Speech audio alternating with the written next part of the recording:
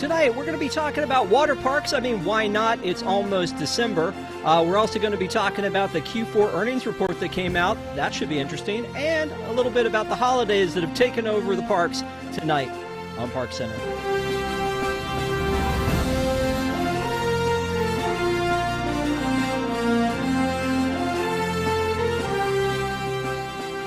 Welcome to ParksCenter for what's today, November 13th, 2022. I'm your host, Rob Whiteside. Thank you guys, as always, for being with us. We really appreciate you.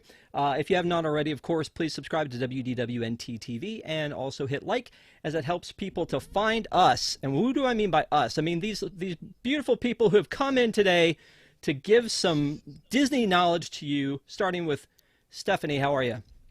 Hi, everybody. Doing great, Rob. How are you? Very good. Thanks for being relevant with Halloween stuff. That's a really good background to have. Got a turkey Mickey. Turkey Mickey. That works. Patrick Hackett. I want a turkey Mickey, but I just have munchlings. Our Munchlings influencer of WDWNT. Thank you so much for being with us. And of course, from Disneyland, in the nick of time, Allie. How are you, Allie? I feel like I need to show off my Star Wars wreath. I feel like you're going to have a lot of stuff to flex because you were in the parks on the day that all the Halloween stuff came out. Yes. Yeah. So, anyway, so first of all, just to start off tonight, I mean, why not? Let me say we already have a super chat. So of course I forgot to say, follow us in chat and of course super chat if you care to. Can you please say hi to Luna? She's 7. Love y'all from Remembering the 7? Dreams. Yeah, Yes, 7. 7. Oh. Hi Luna. How are you? Hi, Thank you Luna. guys. Thank you so much Hi, for Luna. the super chat. Look at that. And I talked all the way over it. Let's do it again. Nobody? Hi, Luna. There we go. Hi, Luna. We are in sync tonight. So tonight, the first thing I want to do is I want to talk a little bit about the water parks. And I know that that's a weird topic to talk about in almost December. I mean, we're in the middle of November, and Disney had a big sort of pre-opening, grand opening thing today for Blizzard Beach. So I thought, okay, that'd be nice to talk about. One of the things that we kind of reported was that Blizzard Beach was going to have a Frozen overlay. So it's not exactly an overlay. They took one of the sections and of the Tykes Peak and gave it some Frozen love. You can see here's some pictures from Blizzard Beach today. The little Snowgies are all over the place here. But Ice Gator is still alive and well and hanging out. I kind of love this. I don't know if you guys have taken a look at this or not. I mean, I don't know how everybody feels about Frozen. And Allie, you've been to Blizzard Beach before, I know, but are you okay with this since it's in the kids zone, or do you wish it was all over the place? I have not been to Blizzard Beach. I've been to Typhoon Lagoon. But Okay. I saw the pictures come in this morning, and anytime I hear Frozen is taking over something, I always have a little bit of concern. But it actually, like you said, looks really cute. It doesn't look like it's completely vomited all over the park, and it looks tasteful and well done. So from the pictures, I think they did a good job. How do you really feel? Vomited all over the park. Could not be more graphic. I'm sorry, I don't like Frozen. It's everywhere, and it's too much. Stephanie, can you give that another pass, but maybe a gentler touch? Oh, well, sure. I agree that the Frozen-themed area should be the kids' area, which is where it is. It's the appropriate space. It doesn't need to be everywhere. I love when you have individual theming for the individual park. And so, like you said, Ice Skater's still relevant. He's still around. You don't need to have IP creeping in over the entire thing. So I agree. I think it's fine where it is, but let's keep it corralled in the kiddie area. Patrick. All right, but can we talk about how it's completely out of canon and it's super upsetting to me? You mean because little kid. Yeah, they didn't have the Snuggies when they were kids. That happened in Right. Frozen Fever, unless it was erased from both of their memories, and then she would know when she got a cold that those appeared. So, Good point. I mean, does no one care about Frozen canon? I mean, Bob? That's true.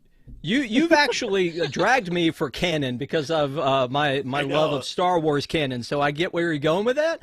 But I would say, we see Darth Vader walking around, and if we're going by canon, he gone. So, I mean, it's one of those things where we're always about the dollar and not about the storyline. I think this turned out really well for what they did. I thought that based on the stories that we were spreading, that it was going to take over the entire park. But it is kind of neat that Typhoon Lagoon has the IP of Stitch.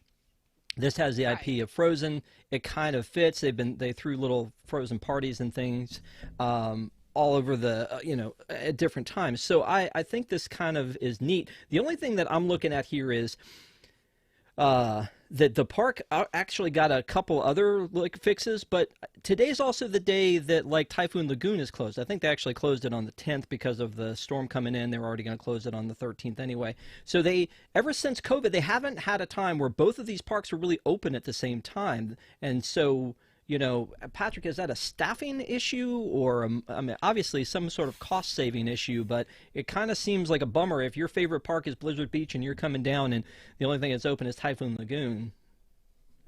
I don't know. I just see that now and I'm upset. I don't know if there's a need to ever have both of the water parks open. Even maybe in the hottest summer days. But have we ever really heard about capacity at the parks, at the water parks? It's obviously cost saving. It's obvious that they still don't have enough staff to go around and they don't want to pay people to come and actually work. They'd rather pay empty suits to make terrible decisions. But yeah, I always come when only one of the water parks are open. And I really don't see the need for both to be open. Okay, so I have a quick story about that, actually.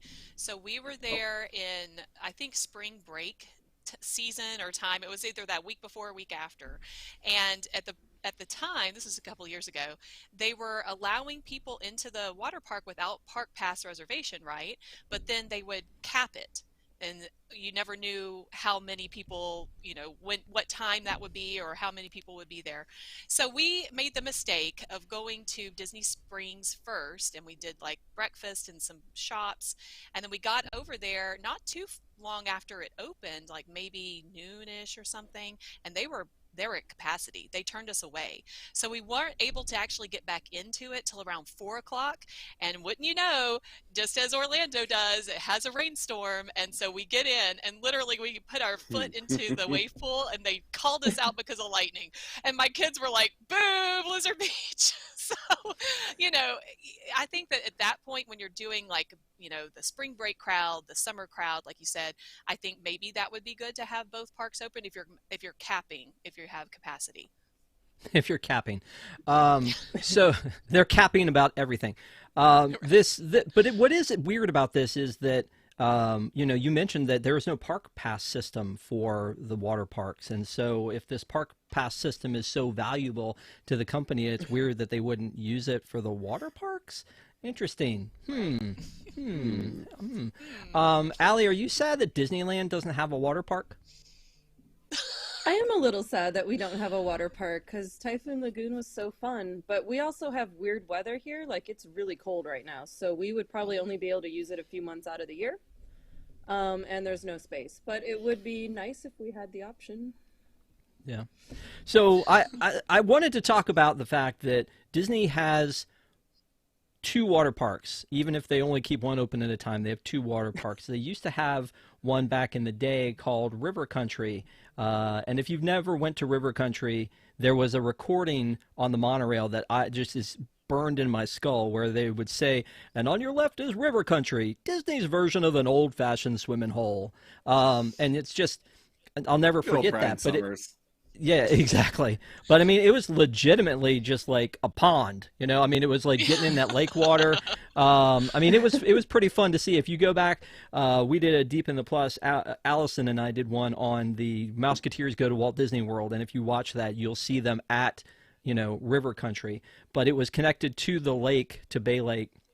And it would get, they closed it down for safety reasons, and then they abandoned it, and then they paved over it to build the reflections, and then they put grass on that and called it a day. So basically it's cursed land, I think is what it is. And then over off of I Drive was a miracle called Wet and Wild, which the Wet and Wild over off of I Drive was like that was their like the crown jewel of the Wet and Wild like franchise, and it was kind of started up by the folks from SeaWorld, and then they ended up selling it off to NBC Universal, and Universal looked at it and said, "Oh my gosh, this is so great to own this. Let's make this a hotel." So they demolished that area and made it a hotel, and then they made, of course, Volcano Bay, which Disney touts, I mean not Disney, Universal touts as their third theme park. So there are 5 theme parks at Disney, and that math doesn't quite work out. But before I go to the panel, because I want to get your thoughts on those other water parks, notice at the bottom of the screen where I put Blizzard, Typhoon, or Volcano. Why, Patrick, are all the water parks based after horrible natural disasters? That's a really good point. I did not put that together until just now. I don't know, but it seems like it fits, right? Typhoon Lagoon has a story, so does Blizzard Beach. I actually don't know the story about Volcano Bay.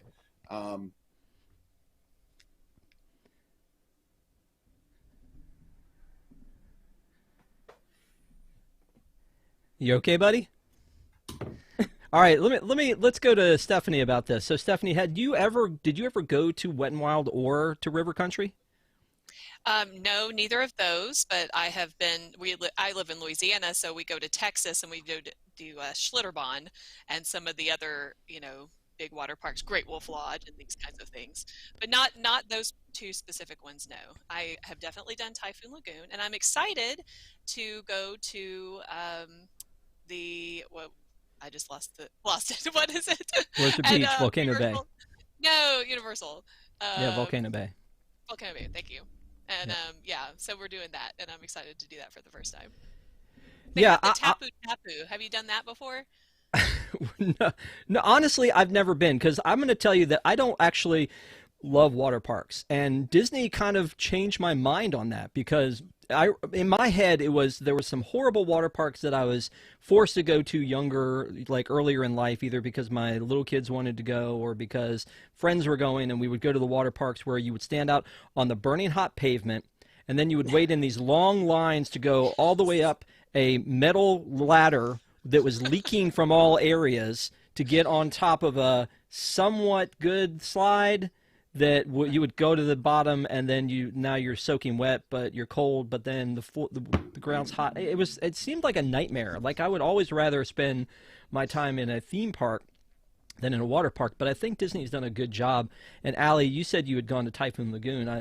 I'm assuming that's the only one of these you've been to, and maybe you had the same thoughts I did about water parks, but you kind of were a fan when you went, yeah? Yeah, I was a big fan. Like you, I grew up in Wisconsin, so we had Noah's Ark in Wisconsin Dells, so kind of the bad experience of hot pavement and climbing up metal rails. And I was a swimmer growing up, so I was always in a pool or around water, so it was just not a big deal to me. So it'd been a really long time since I'd been to a water park, but we went in August to Typhoon Lagoon, and we had a really, really good time. So Disney kind of changed my mind on that. The rides were fun. The fact that you can drink in there didn't make it a bad thing. That certainly helped a little bit, but yeah, we had a good time. We went in the afternoon, the crowd had cleared out, and we walked right onto everything. It was great. This just in, Patrick, we have you back. Pick up where you were. Well, while my AirPods fell out of my ears, I realized that the Six Flags water park is Hurricane Harbor. So it just keeps going. I love water parks. I find myself less inclined to go to them when I'm at Disney World because I go in cooler times, and I do that because I want to spend a lot of time in the parks. I imagine, especially now with Frozen being there, is I'm going to have to visit that water park. It'll be really interesting. I'm excited. I've wanted to do Volcano Bay. They shouldn't call it a theme park. It's a water park. Come on. Like, you're going to have a third theme park soon enough, and you can play with the big boys. You're gaining on Disney. I guess Volcano Bay's helping. Yeah, I mean, go ahead, Stephanie. What were you going to say? Oh, I was just going to say, in keeping with the disaster theme, Schlitterbahn translates to slippery road in German. I just looked it up. And Great Wolf Lodge means you're going to be mauled by wolves. I Yeah. know, maybe not. I don't know. You know what? Great Wolf Lodge is one that I like. We never went to it too much when the kids were little because, again, Disney, right? And Chief had said something about like he didn't like water parks, but like the theming of the Disney ones, and would rather have a full day in Magic Kingdom instead, which is kind of my take too. I think if my kids, specifically my daughter, didn't love water parks, I think that we would probably not go. So I'm kind of grateful that she kind of forces us into that because I want to do more Disney things all the time. I know Tom talks about the food being better at the water parks, and I think some of that is because a lot of it's made to order because they don't get as many orders during the day. They don't pre-make a lot of the stuff. They do some things like that Typhoon Lagoon Miss Tilly sipper that I never got my hands on that I was like, you guys may make me go to the water park next time I'm down there. But the other thing is I think if Disney threw it in as part of the annual pass program anyway, or even Universal did, I would probably go more often. But because I pay for both of those annual passes already, and I don't live there, and Patrick, maybe you feel the same way about it. Like if I'm going down, I'm going to do the ones I've already paid for. Does that make sense? Yeah, definitely. I think that it should be included in annual passes, but I mean, we're talking about annual passes just being back on sale. So I don't think they're in the mood to give APs anything, really. I mean, you're going to get a magnet with Minnie on it. It's coming up. Yeah, spoilers. Coming up. Spoilers. Yeah, we're going to be talking about Well, that. can I say this about Typhoon Lagoon, though? Anything I you want. would say, okay, it was going to take the cake for me, but as being number one, when they still had the swimming with the nurse sharks. Do you remember that? Did anybody do that? I did that. It was really cool. I mean, literally, it was cold. Like you would get into the water and the sharks would be swimming underneath you, and you scuba or excuse me, snorkel your way to the other end. And it was super cold because they had to keep it cold for the sharks. But I thought that was such a neat thing that you could do nowhere else except for maybe Discovery Cove, but that's a whole nother park, a whole other different thing in Orlando. Yeah. No, I remember that it was there, but I never went and did it. So it's weird, or I guess it's a little sad that they took it away because that's one of the things that sort of made that one special. If you go to Blizzard Beach, they have that little ski slope ski lift, and that kind of makes that special. Yeah, that's cool. But it used to be for me, I used to love Blizzard Beach over Typhoon Lagoon because I felt like either it was the winter theme or Ice Gator or the ski slope or Summit Plummet being the big thing that you could see from the road, and like that was the big attraction. But honestly, I feel like the tides have turned. You like that? It's a water reference. The tides have turned, and I really prefer Typhoon Lagoon at this point because Typhoon Lagoon has that Misadventure Falls, which has that tie into sea, has the animatronic on it. It's a family raft ride. I think there needs to be more of that stuff rather than the schlep your own tube up the hill kind of a thing, which, of course, they've added a new thing to Blizzard Beach after they opened it back up, which is like a tube lift that takes your tubes up to the top of one of the attractions. So that's actually a big win. But Typhoon Lagoon's the one that does it for me out of all of them. Really, I feel like, and again, that's changed. River Country I went to once, which means I'm super old. I actually went to it once, and it closed in November of 2001. And then Wet and Wild, I think, closed in 2016. So that one's a little fresher. But Wet and Wild was off of iDrive. Again, one of those things where you get to the top of Summit Plummet and you can look out over the water park and you can see like the Tower of Terror in the distance. You get up to the top of Wet and Wild and you see the IHOP parking lot. So, it's not quite as Allie's used to that, attractive. though. That's Disneyland, right? You just go and Yeah, that's Disneyland. Yeah. So I'm assuming, Allie, that your answer was with what your favorite one would probably be Typhoon Lagoon. But I mean, your guys are going back in beginning of next year. Or, I assume Yeah. you're not planning on any water parks in January, even though it's Florida. I mean, if the weather's nice, I would be willing to check out Blizzard Beach, because it was actually, I mean, you got a discount on the water park with your annual pass, so it didn't end up being that expensive. But I would like to add Aulani into the mix for a little bit of a water park, because they had Yes. the lazy river there, and they had a couple slides and things there as well. So Disney does have another kind of water park that was Yeah, I cool. take it back. That's my number one too, Allie. Yeah. Yeah. See, y'all Hard just to want to compete flex with on me and Hawaii. Patrick that you done been to Alani. That's You a know. rough one. And do you think Alani's your favorite, Stephanie, or no? Oh, it's beautiful. It's gorgeous, and the way that they put the swimming area in the ocean, it's in a alcove. They've dug it out. It's kind of the way each of the resorts do it. I think it's the Four Seasons next door. They have a similar thing, Hmm. but it's so calm, and that's because of the way they have made the waves break out further, so the kids can get in the ocean and you can paddleboard and do all this stuff. I mean, it's awesome. And then of course you can snorkel at Alani too. So it's really Well, I neat. mean, if we're just throwing this stuff around, I'm gonna go ahead and say Castaway Cay is my favorite water park. I All mean, right, this is getting ridiculous. Now you're all just finding things I haven't done. That's not Oh. fair. I haven't been to Hawaii, and I haven't been to Castaway Cay. This is what I do now. Maybe it's Okay. the cruise ship. Does anyone want to make sure I haven't gone on any of those?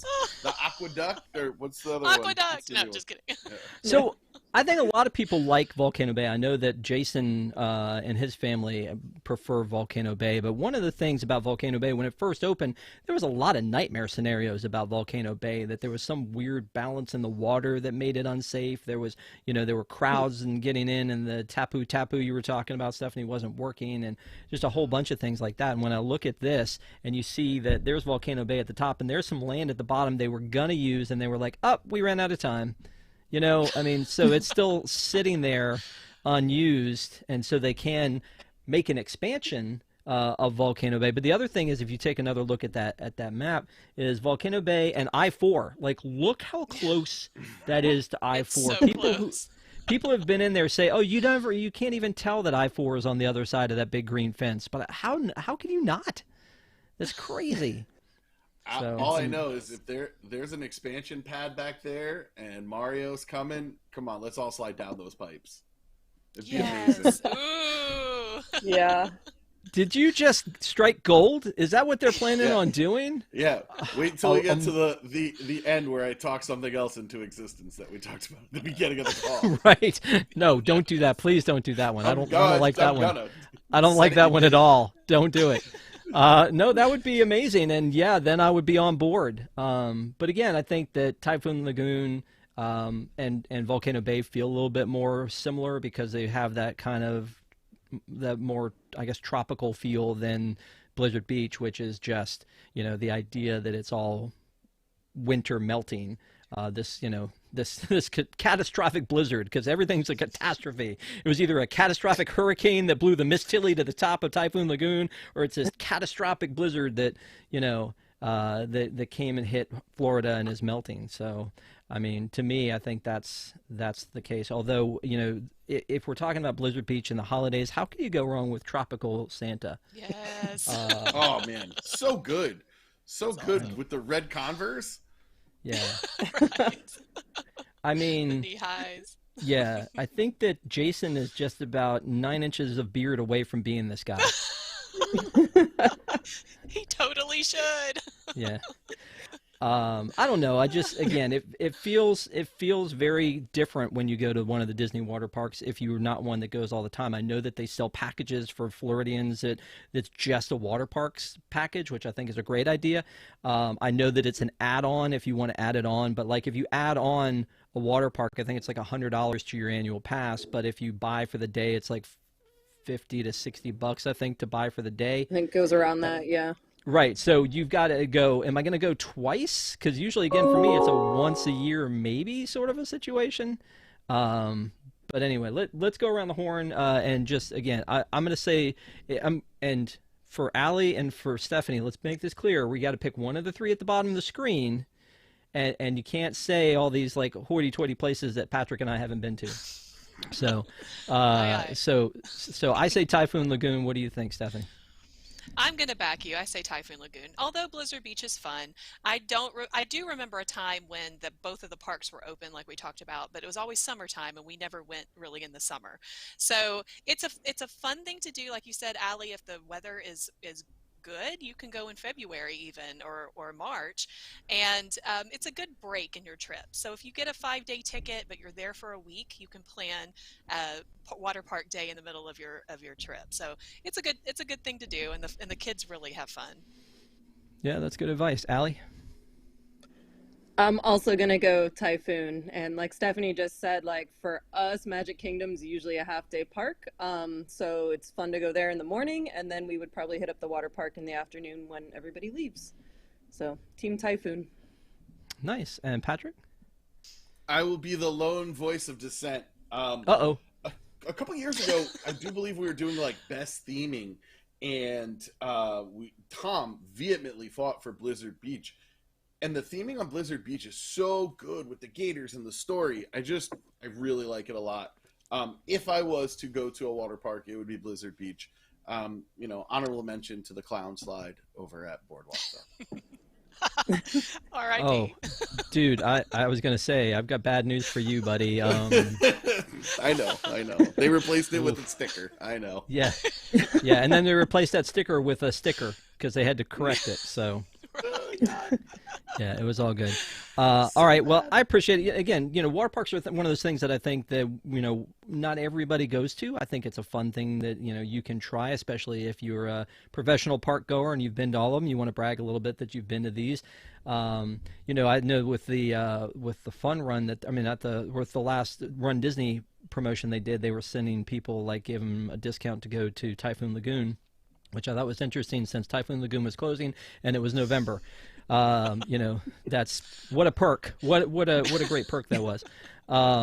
So anyway, it's fun to talk about these things, and we'll continue to like tap into some other lesser known Disney pieces along the way. But we're going to take a quick break, and when we come back, we're going to talk a little bit about the parks news, specifically, man, that Q4 earnings report really has caused some problems, and we will talk about that. So stick with us. Don't go anywhere. We'll be right back with more ParksCenter.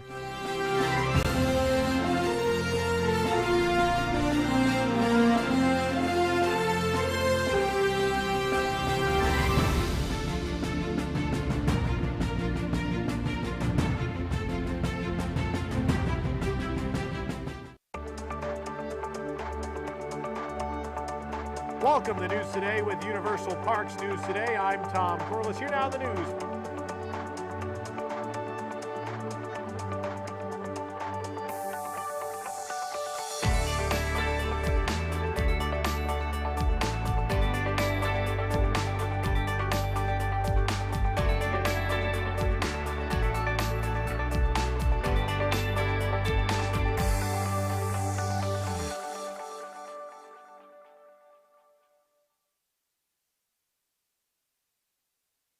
Welcome to Deep in the Plus.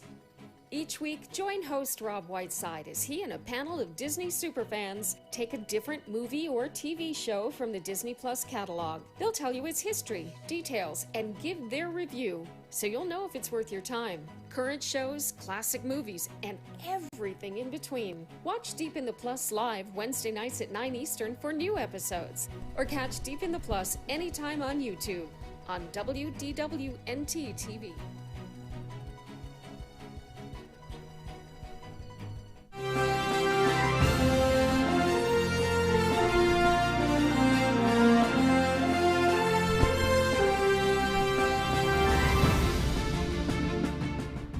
Welcome back to ParksCenter. Again, if you have not, please give us a thumbs up as it helps people to find us. And I wanted to do a little bit of a shameless plug here for a second, because you just saw that commercial for Deep in the Plus. That's like a passion project for me. Patrick has lent his talents to that many, many times. But this last week, we were able to talk to an icon, Tony, the Ike Eisenman, who played Tony in the Witch Mountain series. Came on and was just amazing to talk to.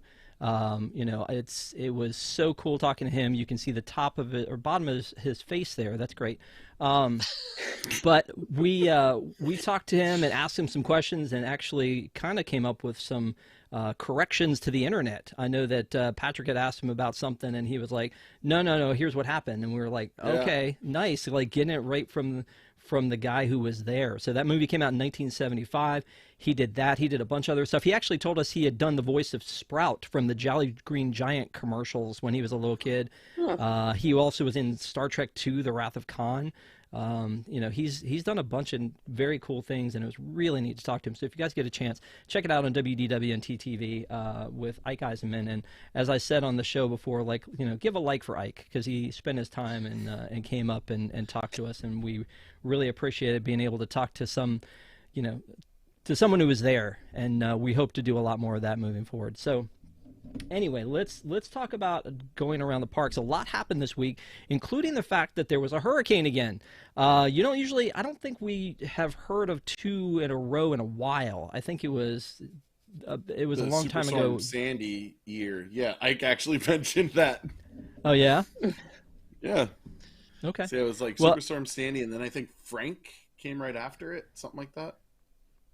Yeah, there was one year, and I can't remember what year it was. I think it would have been maybe 2004, into 2004, where they had a whole bunch in a row. And I remember taking my son to the Main Street barbershop to get his hair cut, and on the board it said "now serving," and it had all the names of the hurricanes that had been through, and then crossed out along the way because there had been so many there. But yeah, so we've had our second hurricane come through. This one didn't cause as much damage, and also didn't cause as much closure. They only closed early one day. They actually said they were going to close the next day, and then they walked that back and said, no, I think we're good. And they only closed a couple things, including Typhoon Lagoon. So, none of us were there. Luckily, and everyone who was there that we know was safe from that. So, it's very exciting, very, very much a relief when that kind of thing happens. But Disney seems like they have this down to a science, and they're always prepared. They didn't have to go to the hurricane meals and all of that stuff that they had to do last time, or people weren't, posting up in Disney hotels and anything like that. So it seemed very... Did I say that out loud? It seemed very safe, in the grand scheme of things. I know that there were some folks down there that were worried about it. So, again, just something that's happened this week. There wasn't, I don't think, any big things that happened other than the fact that, like, the Christmas party tickets, because a lot of people were able to cancel because they didn't want to be a part of that. Some people were able to get last-minute tickets. So... Anyway, I don't know if there was anything that y'all had to say about it in general, but I just wanted to throw that out there and just acknowledge that this was something that happened this week. And as usual, I think Disney did a good job of covering it. I feel like we're going to spend more time on this one. So there was an earnings call that happened this week, and there was so much that happened this week from a financial standpoint. They had the earnings call, and after the earnings call, they were asking... Patrick, I don't know how you feel about that. They're asking, analysts were asking for Bob Chapek to be fired? Yeah, as well they should, because they're finally catching on to what this network has known for a very long time, is that he does not know what he's doing, and he tanked the stock price for short-term gain. You can blame it on a hurricane, you can blame it on COVID, whatever you've been blaming it on. Is this company's been run under your vision, and it's underperforming repeatedly. And the people who know the company, who stand up here and chit-chat, jibber-jabber, we've known it the whole time. But now, like Jim Cramer on Mad Money is bringing out a sledgehammer calling for the firing of Bob Chapek. They're right. Somebody needs to take the fall for this, and it should probably be him. Interesting. That's an interesting thought. I never thought of that. That's crazy. We've actually talked about this beard that he's got going on. Makes him look like more of a villain than ever. So absolutely. I mean, it's easy enough to say, yeah, let's blame that dude. Let's get him off of there. One of the things though about stroking this, a cat and go, post another article, Mr. Corliss. Go ahead. So it was a multi-year low for Disney, and the parks underperformed. And I'm thinking, well, wait a minute, you jacked up the prices. They're so crowded we can't move, and yet they underperformed. Allie, what are they missing? I don't know what they're missing. I don't get it. It's such a bad guest experience right now, but We can't buy passes. We can't buy magic keys. The parks are packed. The park reservation system is a giant headache. It's a mess. The prices are more expensive than ever. I don't know what they're missing. I don't know. I mean, Bob obviously needs to go, but I don't get why they don't get why we're unhappy. Like it's not hard. I don't get why they don't get why we're Disney not happy. surveys I have to fill out. I just like every time they send me one of those, I don't get it. That's the shirt we need to make. I don't get why they don't get why we're not happy. Yeah. I'll work on that. I know a guy. So Disney stock price drops below $100 for the second time in 2022. You know, Stephanie, I think you've got all your money tied up in Disney stock, right? How you feel about this? Oh, heck no. Do you remember, when was that? When was that, Rob? I was on the show a few months ago, and what did I say? Don't catch a falling knife? What did I say? No. This is all due to my husband. I have to give him all the credit because obviously this is his, realm of expertise here. And he said that there's actually an ETF, an exchange traded fund, that is titled "Do the Opposite of Cramer." So they're in the business, and people don't listen to Jim Cramer at all. Like they're like, okay, he's crazy, but he is right on this one. They need to fire Chapek. He was right on this because I feel like maybe where everything went wrong, not just by pushing Chapek up to the front into the spotlight, but when they combined the parks and products for him specifically and made him, I don't know, maybe there's something there. Maybe he's focusing too much on the direct-to-consumer Disney Plus or something like that. Like, I don't know. He's not focusing on the parks. It's not separated anymore. Maybe that had something to do with it. That was a few years ago. I don't know. Yeah, I mean, he's made a lot of decisions, I think, in the past that were positive things that he did when he was not in charge and when he was behind the scenes. And I think when he finally got into my guess is when he got into Parks and Resorts, he's like, I don't know this as well as I do product. Let me merge them together because I know product. Almost like, hey, this is what I know best. Not that this is best for the company, but this is what's best for me. And then to Patrick's point, he turned a quick profit at by basically shorting out the future of the company, which we've all been saying for a long time now. I mean, when you try to bring in a project under budget by cutting out the animatronics or, cutting back on the script of a movie or, trying to shortchange Scarlett Johansson out of some cash. These are the things that start to, sort of spiral and cause us problems. And now on Friday, our reporters, and Allie, God bless you, our reporters on both coasts were out there covering all the Christmas stuff that was happening and all the Wakanda stuff that got dropped into the parks, and then Wakanda hit theaters. And then Bob was like, oh, this is a really good day to put out that letter that says we're going to have these hiring freezes and cut jobs. They ain't dumb about this. I mean, they picked a good day to release that information because it probably got lost in all the noise, Patrick. I mean, right? I mean, it's brilliant. They're not bad at being evil. They're good at it. That's how you get into these roles. Super villain.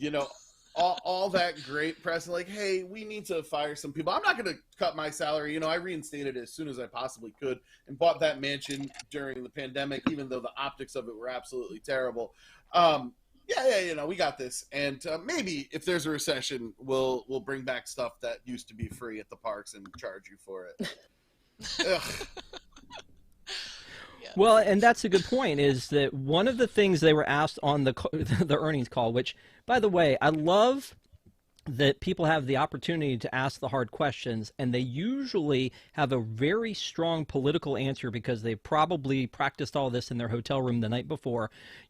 What if somebody asks you this? How will you respond? Because usually they have a fairly decent, response, but it's really just, the common ground is we're going to put a pin in that. That's basically what it is. Like when on the one earnings call where they're like, are you going to bring back the Premier Pass? And are you going to make this, this Mary Poppins attraction? Well, we've got people looking into that, and when it makes blah, blah, blah. So no is what you're saying. So we had the question of, what is your contingency plan for a possible recession? and they asked about ticket discounts or increasing the capacity or bringing back annual passes, and every answer as I'm reading through this is a big fat no answer at all. Honestly, I mean, they were like, we may do discounted tickets, but not to the level we did last time, and we will definitely consider the possibility of bringing back the annual passes and, the increased capacity. Now I have all these other questions because I thought we were back at capacity for the parks because they're so crowded. Are you telling me that parks now are at a capped capacity? Like they could be more? That doesn't seem right. Allie, you're there way too much. I mean, how do you feel about Way that? too much. Going back tomorrow. Friday was so crowded. Thursday wasn't too bad, but Friday was so very crowded. The first hour it's okay, and then you just can't move anywhere. Mobile orders were gone pretty quickly. The lines to get the Jolly Holiday line was wrapped around to Adventureland. It was crazy. So crowded. So the fact that it's not at capacity to me is insane. And then that you're going to block out your top tier Magic Keys at Disneyland for 2 weeks in December is even more insane. There can't be more than a few thousand of us that have that. And the few times I've gone over Christmas, it's actually not that crowded. I don't get it. Yeah. I still don't get it. That stinks. How are you going to cover the parks when you're blocked out? I don't have an answer to that. Maybe TBD. that's not the place for this question. Why don't we put a pin in that? And we'll circle back to Circle back. We'll circle back to Mr. Corliss. Yeah, I will acquiesce to that answer from the gentleman from Connecticut. Anyway, Stephanie, do you have again? We talked about you and the catching the falling knife. How do you feel about them kind of sidestepping all these answers? Yeah, they're just hedging their bets. They're saying, well, maybe if we're in a recession, we can put up some incentivization, get the dining plan. People love the dining plan, and that would always come out in the fall and, for the next year and everything. So maybe they could put that up. But I think if you're talking about capacity, think New Year's Day. Think New Year's Eve, New Year's Day. That's the capacity for the Magic Kingdom. And you don't want that every single day, right? But maybe, they can incentivize people to come when their finances are not, doing so great just because of all the... Go ahead. I kind of feel like it is. I kind of feel like every day is New Year's Eve in the parks anymore, because if you don't pay for Genie Plus, or you don't pay for Lightning Lane, or like Allie said, if you don't get to your mobile orders early, we literally have to think ahead on mobile orders and go, wait a minute, if we want to eat lunch at lunchtime, we better order at breakfast. 5 hours. Right. Yeah. Yes. For a mobile order. Yeah. 6 a.m. And that's not I even did talking everything about at 7 a.m. Yeah. Exactly. Yeah, Rise of the Resistance on Friday was 4 hours. It was 245 minutes at one point. New Year's Eve. Happening. New slogan. It's New Year's Eve every day of the year. It's we're going back to the Pleasure Island thing. It's New Year's Eve every day of the year. But I mean, it feels that way in the parks, and when you have to wait in those lines. And me personally, when I go by myself, I don't mind just walking around the parks and taking them in, because I don't get there a lot. And so, just checking out the little things that are new, or or what merchandise is new, or going by and seeing a show from afar, rather that kind of stuff. I could do that all the time. But if you're a family who's coming for this is a limited time you're coming for, you basically need to pay to play across the board to try to get everything that you want, whether it's Lightning Lane or Genie Plus, or having booked through a travel agent 60 days in advance so that they could be the one to get up at 5:59 in the morning to get you that ADR so that you could have Italian food in a Tuesday in 60 days. It just doesn't. It's just nuts at this point. So, it feels that it's already that crowded. And so I don't know if they're capping things already. That's shocking to me. So I already said that I don't think the pass reservation system is really helping us with crowd control or resources or any of the things that they say that it will. Or making sense. They're just saying where you're going to be. They're going to say, oh, Stephanie's going to be at Magic Kingdom this morning, and tomorrow she'll be at Epcot. That's all it's doing, is saying where you're going to be. But the thing is, I don't understand why don't they have the college program back? Why don't they have more characters? I know that they recently cut back in the characters and said you just have to go to a meal. You have to pay more money to even go see Mickey, you know? But when I was working there, and granted this has been many years ago, obviously, but we would have at least 4 or 5 characters in the by the Main Street train station, just in the very front of the park, and there would be people lined up for them, you know, all day long, basically. So I don't understand why they don't. If there's so much, you know, so many people that they have going, and they don't want to have the lines being, you know, 4 hours, like you said, Allie. Why don't they bring out more characters? Hire more of the college kids, you know? Why isn't You're not everything paying them reopened? much anyway. Yeah. Right. Yes. Enchanted Tales with Belle. I'm meeting Belle there, so Belle is obviously there. Why is that Exactly. not opening? That eats tons of people. And it's so cute. I agree. It is. It's really cute. Well, I think what we're still hearing is there's staffing issues. That's not necessarily a them thing, but it's like a post-pandemic thing, is that there's not enough bodies to go and do these jobs. And so if that's the case, you know, then they may be in a situation where they don't have enough people to do that. But I think I go back to the fact that if you're going to hold us to this past reservation system and you know you don't have enough people, then you need to, that's your resources that you told us you were planning for. You need to pull back on how many people you're letting into the park to give a better experience. I mean, you know, I think Allie said at the top, it's a bad guest experience right now for some things. So, you know, if you're in the know, if you've been there before and you get there, you see it. You know, luckily those people who have saved their entire life to go, they may not see that this is anything different because all their coworkers probably told them how crazy Disney was, and then they get there and go, oh, this isn't so bad, when you pay for Genie Plus and the Lightning Lanes and get up at 6:59 to get your boarding group at Cosmic Rewind and all those fun things you want to do on vacation. So, yeah. True. Anyway, let's talk about something that I think is a little bit more positive. At least I hope it is that there's a tree house in the park. Talk about capacity. We've been without this for a while. It used to be Tarzan's treehouse, and now we've heard that it's going to be sort of an Adventureland Swiss Family inspired treehouse that's coming. We heard Encanto. We heard that it might be sea related, and then we heard Swiss Family inspired Adventureland treehouse. Man, that just rolls right off the tongue, doesn't it, Patrick? Are you excited for the Swiss Family inspired Adventureland treehouse? No, I'm not. I mean, do something. Like, this is, what even is this? Okay, we're gonna add a couple things for accessibility, and then it's gonna, who knows what the Swiss Family Robinson is? Who cares? Make it C, make it Encanto, make it, I don't care. Go back to Tarzan. What is this? What are we doing? That's really the question of the year. What are we doing? Like, what are we even doing? Yeah, exactly. Allie, this is probably the outcome you've been praying for. I'm actually okay with it. I'm gonna go counterpoint to Patrick here. I'm actually glad it's not Encanto. I think we have enough of these new movies being jammed down our throat. It's going back to its roots, and there'll be some sea references, and honestly, I'm kind of here for it. Back to classic Disneyland. I'm happy with it. I'm all right with it. I just want it to open. It's just been an eyesore for forever. Yeah, Patrick, take that.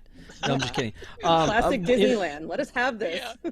Stephanie and I were talking about this a little bit too. Is I feel like this is kind of the Enchanted Tiki Room all over again. You know, they had the Enchanted Tiki Room under new intellectual property that they had launched that one time, and so now they've gone back to, you know, the classic Walt Disney's Enchanted Tiki Room.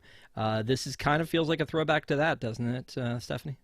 Absolutely. When are they going to learn that classics are classics for a reason? People love that. And yes, maybe people don't know the Swiss Family Robinson movie, although I do show it to my kids. It's a good movie.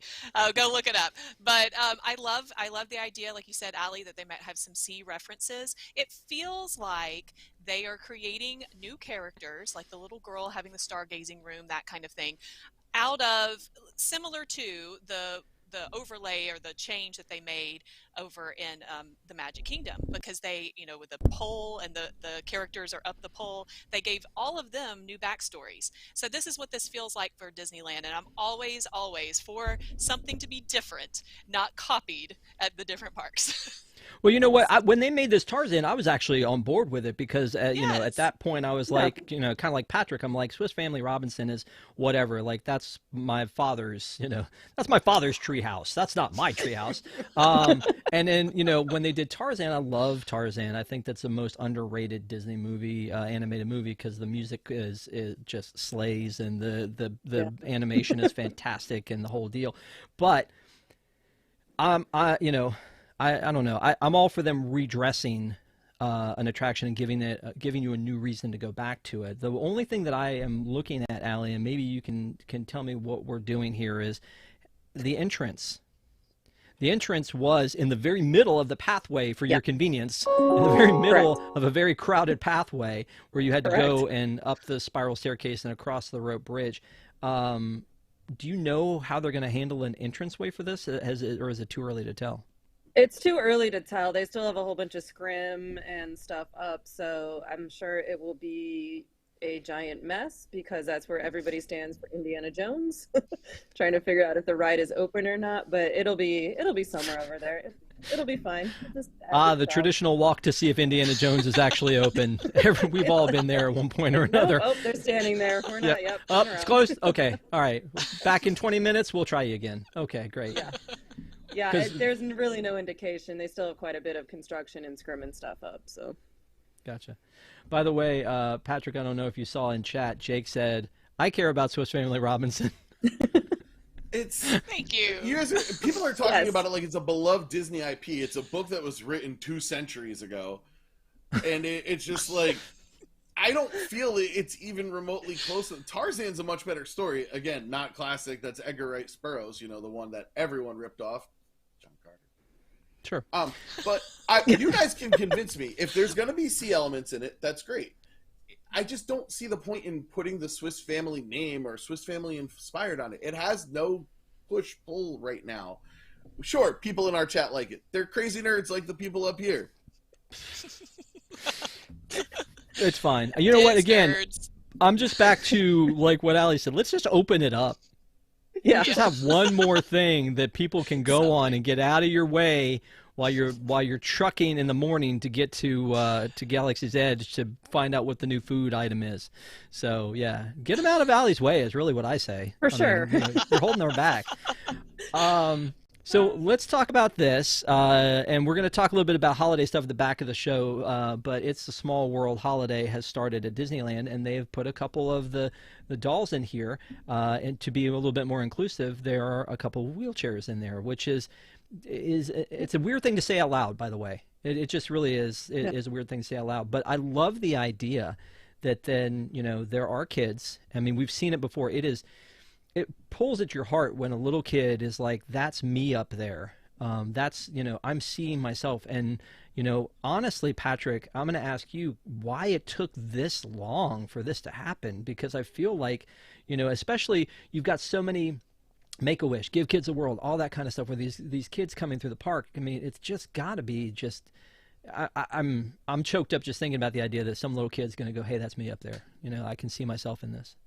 I think when we saw it with the cochlear implants in Connections, Creation Shop, that was really when I think it started to take a turn. I think because there's people in charge who notice things like this.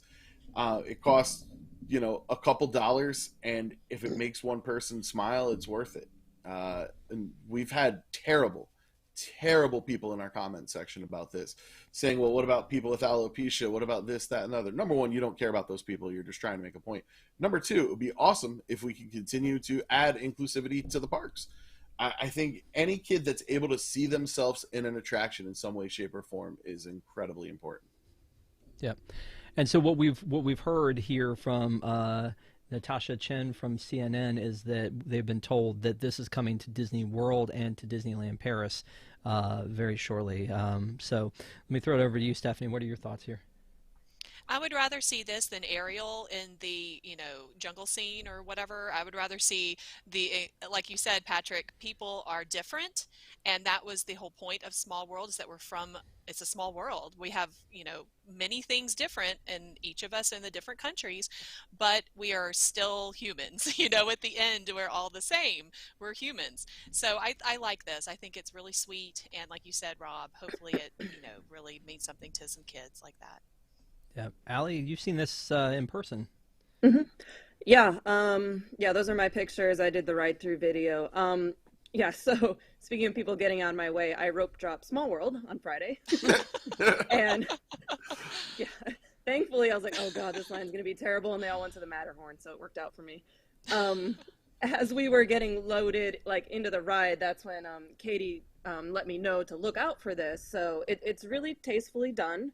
The first time I went through it, I was filming it, so I was trying to find it while also filming it, so I only found the one at the end that you just showed. And then when we went back through the second time to take pictures and stuff, I found the second one in the Mexico area. But yeah, they're really tastefully done. It blends right in. I mean, I don't mean that in like a negative way, but it's not like something that you're going to see and be like, oh, wow, look what they did. But it's great. I think it's wonderful. They should just keep adding in those little touches. And if it, helps people feel more included, wonderful. All the better. Yeah, that was the one. Yeah, they fit right in. It looks great. They did a really good job. Yeah, I mean, I look at this and I just think, like I said, to paraphrase Lizzo, it's about darn time. So let's talk a little bit. Speaking of making things, finally Wakanda's in the parks. That's really what I want to talk about here. But I also want to talk about this in a spoiler-free setting. Yeah, finally they've opened up their borders and they're now coming into the parks. And but I mean, one of the things. Of vibranium. It's great. I'm just going to throw this out there. I've not seen the movie yet, and I won't see it for a week. So I've been trying to do research for the show at the same time as trying to avoid any spoilers from it, which I feel like I've already gotten them. It's whatever. But so I'm not going to talk too much about that. There are some meet and greets in the in Avengers Campus, but I find this to be interesting. Allie, is this this little what are they calling this? This is the celebration garden that they've put in. Mm-hmm. This looks like a really good use of this space. It's this a great is over use of it, yeah. Next to the Hyperion Theater, right? Yep. Yeah, it's really well done. I mean, personally, I feel like they could just get rid of all of that Hollywoodland area and just make that all Wakanda, or New Asgard or something. It seems like there's a lot of wasted space over there. But the touches they did on that were really good. Charlie did most of this because I was busy at Small World in the morning, but I did get to see the new show and try the new food, and they did a good job with it. So people were super excited about it. The characters were great that were coming out, and the crowds were super, super excited. So it was a nice addition that they did for the holidays to add to the chaos. Yeah. Well, and there are a lot of touches to Wakanda, including having a Wakandan roasted pork wrap at the Shawarma Palace, and I know that Shawarma had that. Yep. Charlie's a crazy shawarma fiend when it comes to that kind of stuff. It's good. It's not. It's yeah. Charlie's interesting. Yeah. Shawarma's good. Right, it's just not the best. But let's put a spin on this. Do you think we could get away with Wakanda participating in Epcot festivals? Like, is that? It's not the Black Panther. It is the nation of Wakanda. Because I think that's awesome. I think that would be such a clever way to work it into the parks if they had by the African outpost, like over there. That would make sense. Or wherever. Yeah. Or the African outpost that's had the same exact menu for I think a decade. Right? I'm not joking. I'm pretty sure. Well, and you're saying that, Patrick, because of the Marvel rights, and they don't have the rights to certain things, which is why there's no big Marvel logo outside of the Zendarian Pavilion and that kind of thing. So you're saying, like, could we get away with it saying Wakanda and still respect the contract with Universal? Mm-hmm.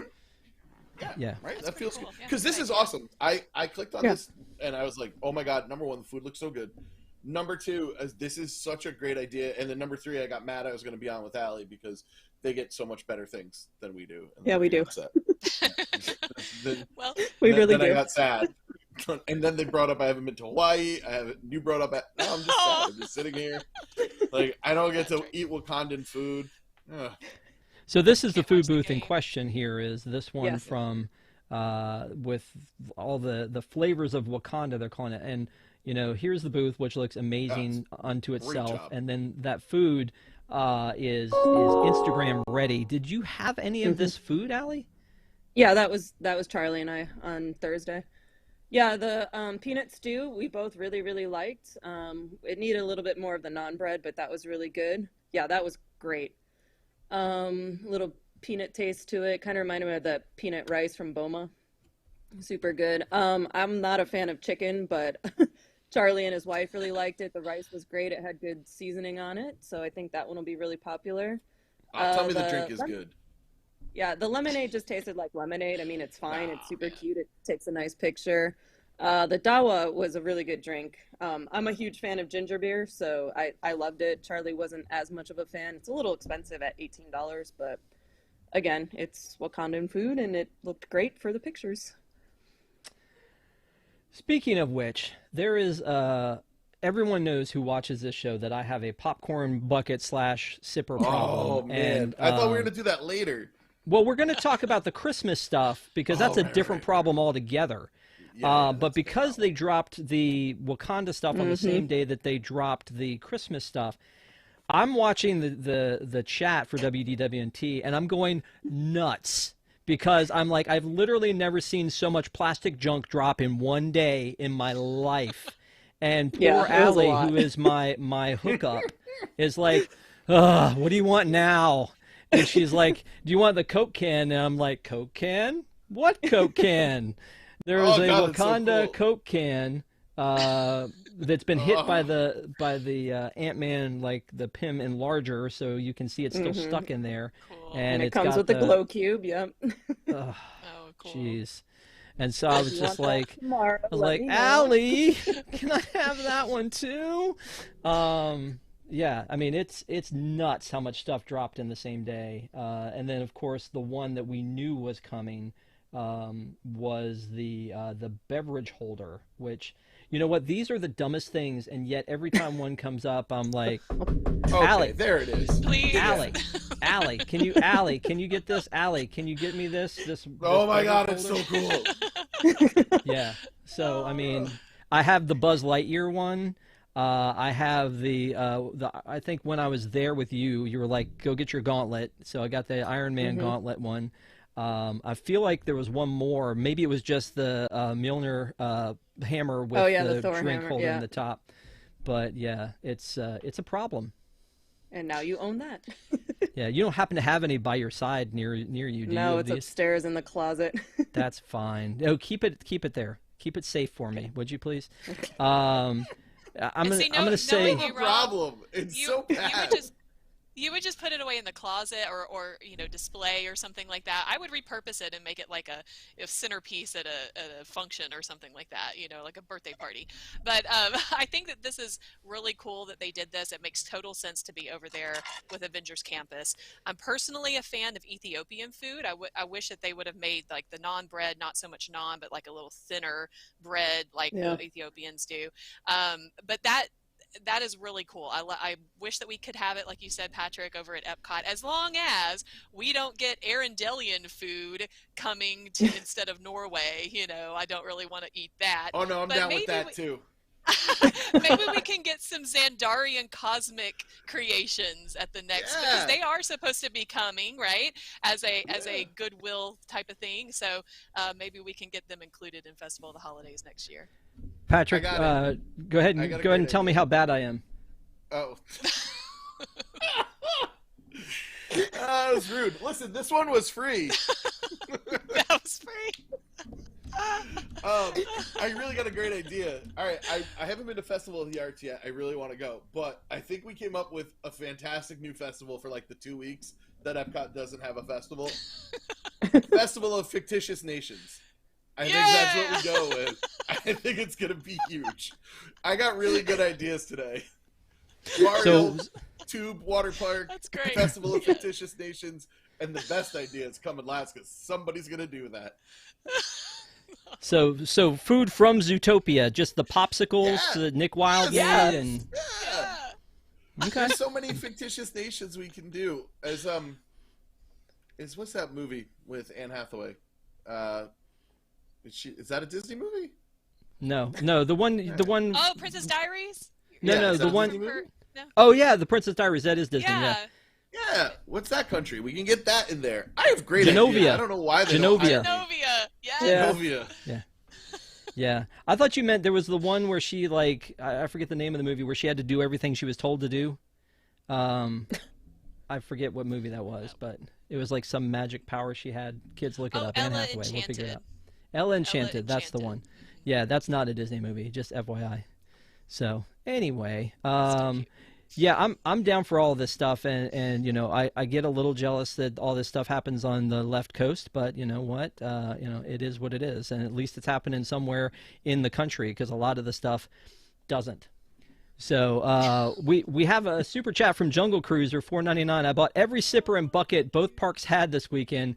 Have to save up for the gauntlets. Also, they had the Infinity Gauntlet too. Jungle Cruiser, thank you so much. It sounds like you have driven yourself poor with all this stuff, so we appreciate you throwing $5 our way so that we can maybe save up and try to get one of these things as well. So, I mean, it's definitely been a little bit of a challenge, you know, for me, because I have to pick and choose, which I don't play very well with that, the picking and choosing thing. I want it all. But I mean, there was a lot of it, and we'll talk about all the Christmas stuff at the back half of the show, but just for the Wakanda Forever movie opening, there was the big can and the sipper. So, Yeah. I mean, the drink holder. So, and thank goodness I have that, because I really have a problem holding my drink. So now, you know, problem solved. Although I've been using these teas, which are square. Is that going to work, Allie? No. Square Get peg. a round drink, Rob, like a normal person. Right? like a normal person. Yeah, no, I don't roll that way. Hey, so let's go back to this lamppost being down, because you know, we talked about this a couple weeks ago, that the fountain was broken at Disney Springs. Just broken. We blame the surfer dude, but who knows, because it was like 2, 3, 4 weeks after that guy was in there. So unless he had like some timed, you know, mega idea in mind for breaking it, I don't know why that would have happened. And then we had the ECV that ran into the marble framework of the Keystone closures and broke that. And it's like, man, these parks are falling apart. And it's like, no, everything's fine now. Wait a minute. This looks like it could have hurt somebody badly, this thing. You know, and if you look at, like, you know, here's the pieces of it, but I'm looking back at this stump right by that woman's foot, like going, how, what? I don't, how? It's like, again, I mean, these are parks that we've always kind of heralded as being kept up. I mean, there's a lot of times where they will take, especially at Disneyland, but also at Disney World, where they'll take attractions down just for regular routine maintenance. Although now when they do it, I always don't trust it, and I think you're just shutting this down to save a buck. In the past, I would have thought they're taking it down to paint it, refurbish it. I was a big joke for me when I was a kid is they always had those signs up that says, this area is being refurbished for your future enjoyment. And I would always say to my dad, like, this seems like it's being refurbished for someone else's future enjoyment, because I'm not going to get to come back for a long, long time. So, yeah, that's one of those things. But, Stephanie, I know you were a CM. I mean, when you see stuff like this, what runs through your head? I don't remember that ever happening when I was there. That was She was many like, years not ago, on though. my watch. Not me. I don't know. Maybe the hurricanes, but you know, like you said, Rob, there was that year where there were a ton of hurricanes coming through. I don't remember hearing any of that news. But then again, things move with the speed of the internet now. So maybe they did back in 2004 and we just didn't know about it, you know? But yes, I agree. This looked like it could have hurt somebody. I'm glad it didn't.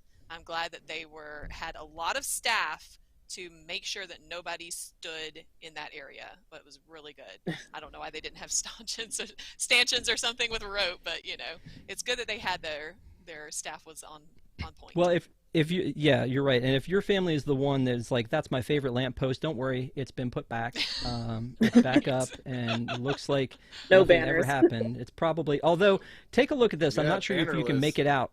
if you Yeah. look at the one in the foreground and how clean those lamps are, and you look at the one over the gentleman's hat and how yellow those are, Wow. Yeah. right? Wow. Good So pick. Some cleaning. yeah.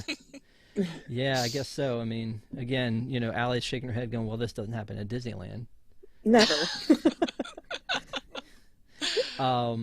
So I was reading through the chat, and G Skywalker said, bring a helmet. Yeah. And Todd W said, lamppost popcorn bucket. I mean, sure.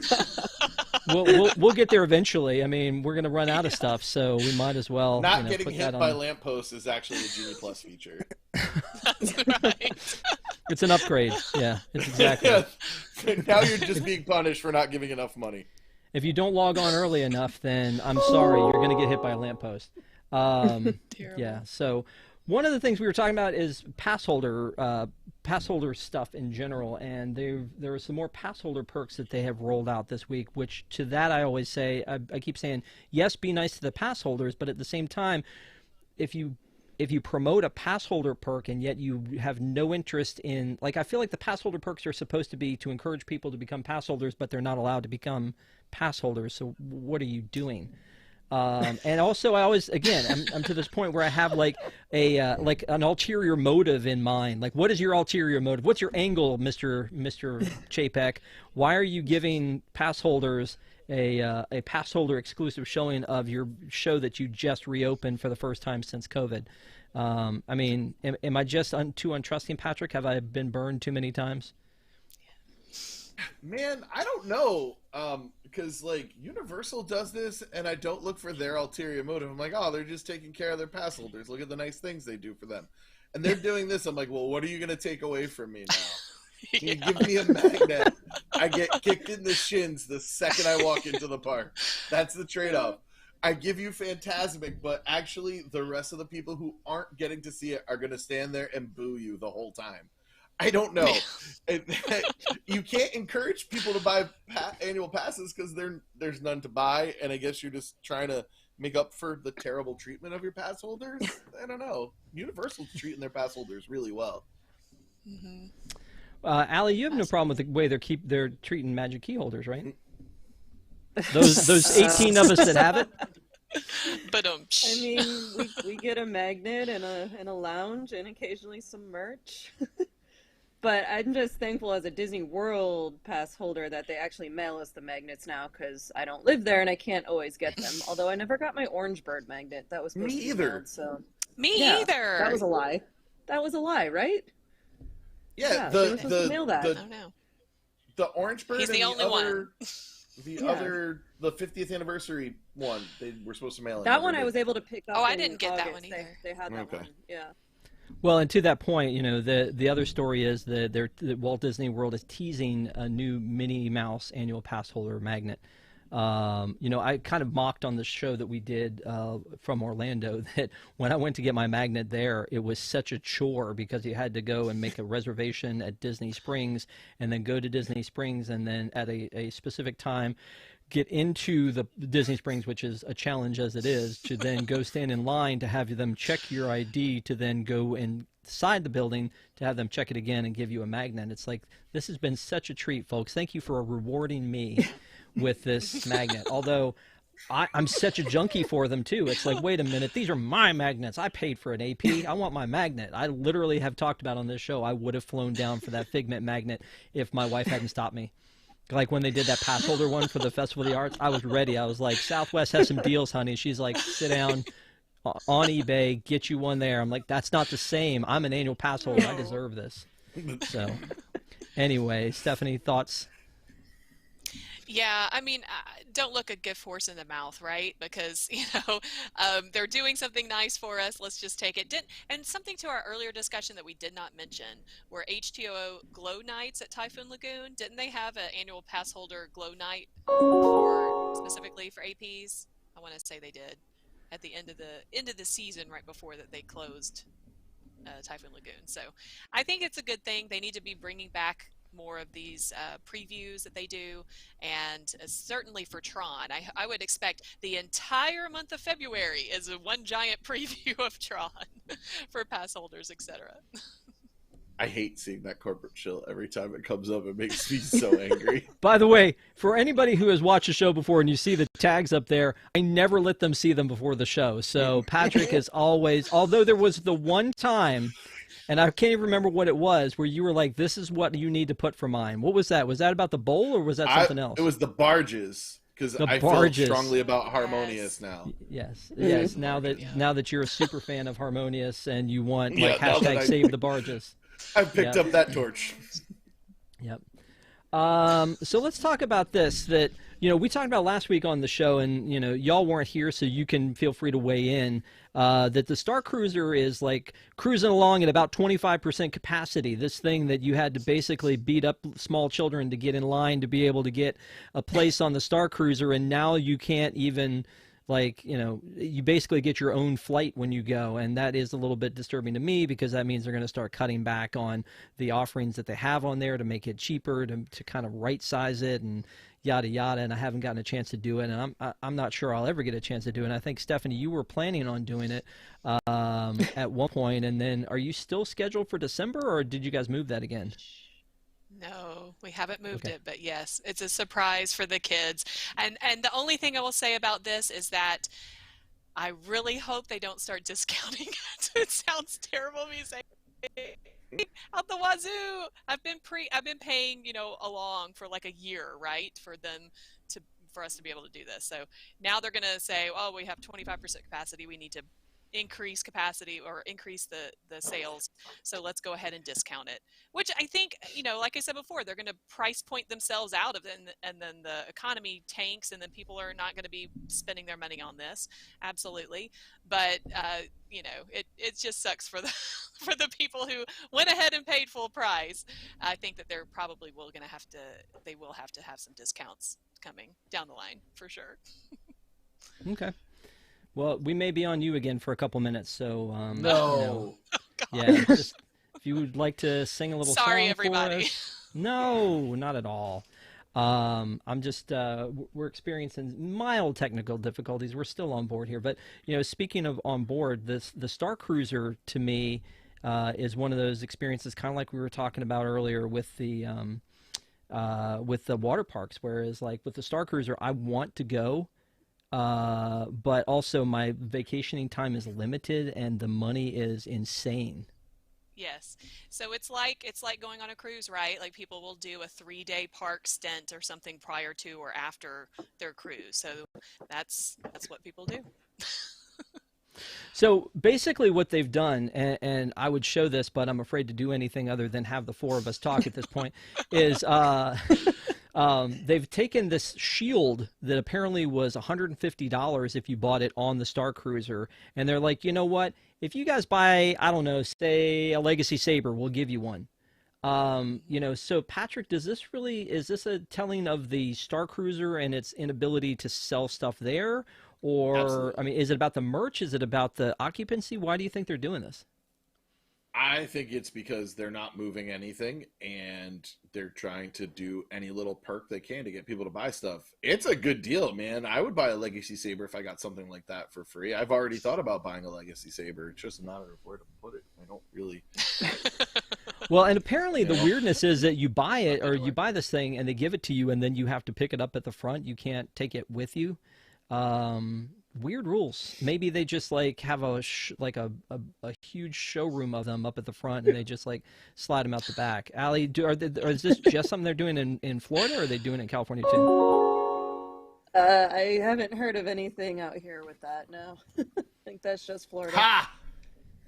Haha, yeah. We have something you don't have. You have to spend money to get something free. That's right. No. Again.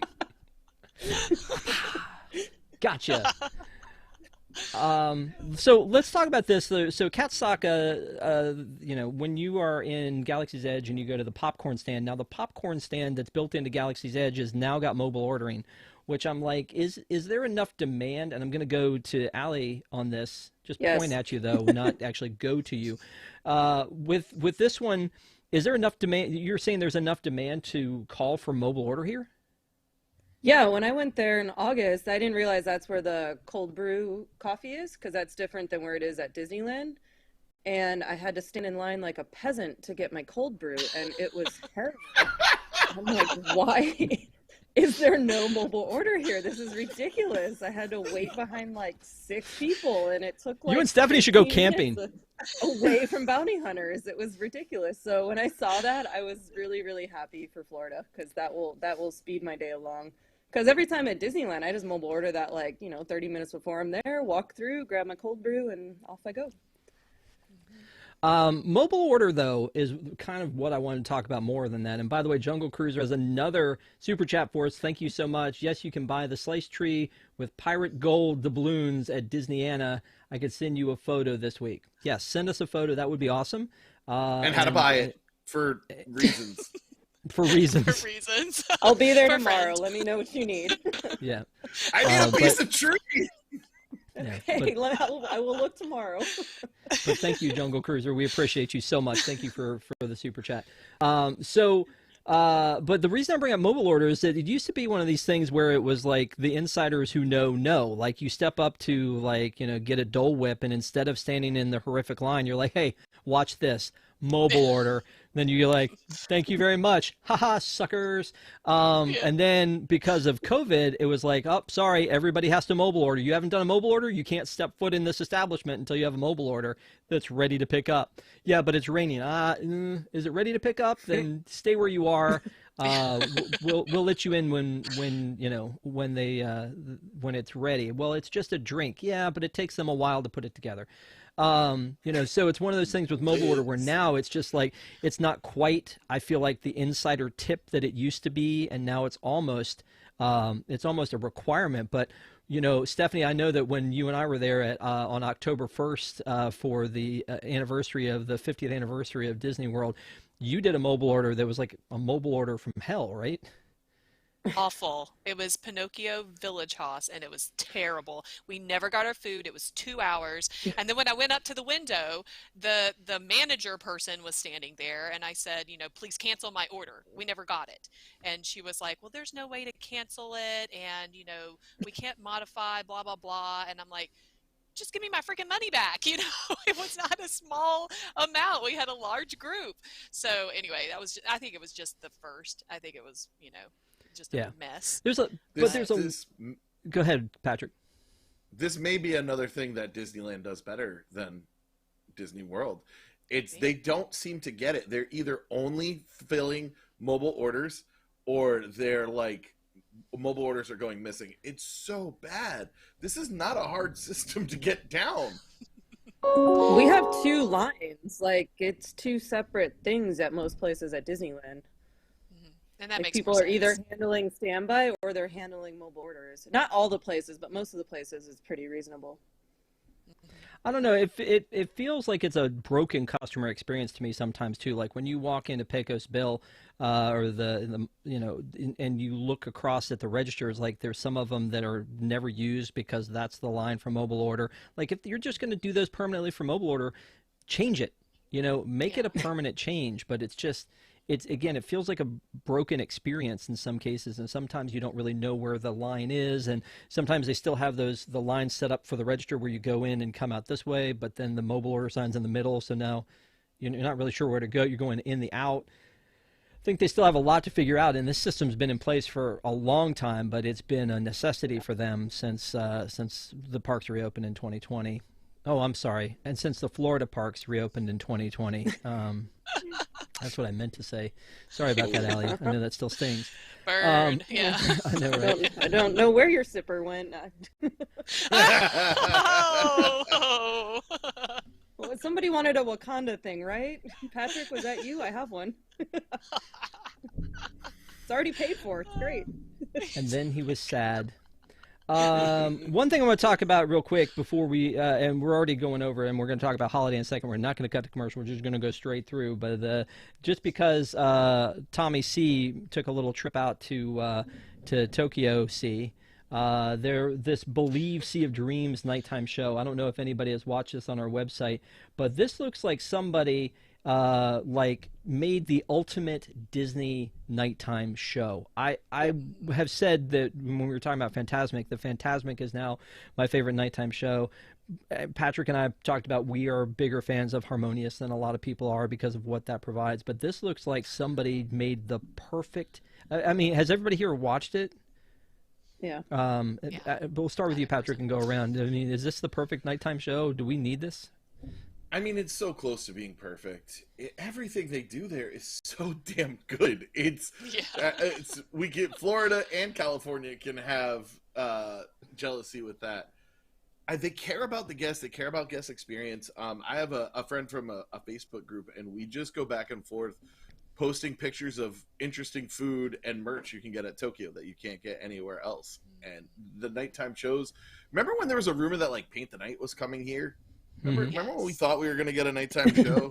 That was cool. But it's perfect, and it upsets me because it makes Tom more right, and I don't like that.